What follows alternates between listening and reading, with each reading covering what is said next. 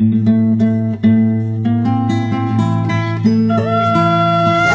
jadi karyanya mungkin sudah ratusan, bahkan ada di antara lagunya yang sudah dibeli oleh orang Jepang.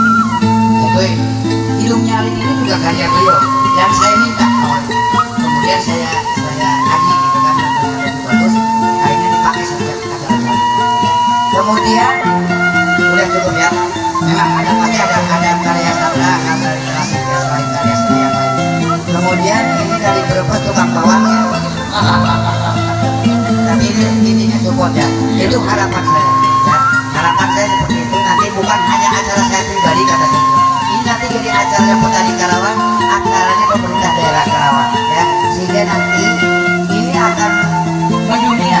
Jangan sampai nanti kita tiba-tiba mendengar di Malaysia ada upacara nyaris baru ngambek ya.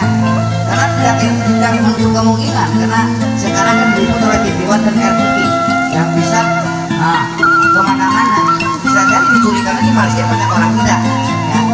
Jadi tiba-tiba aja kita nanti Ponorogo ada di sana ya kan, dicuri sama mereka, diambil oleh mereka, dan bisa aja seperti itu kalau mereka sudah mengetahui manfaat dari upacara ini. Kemudian cukup jadinya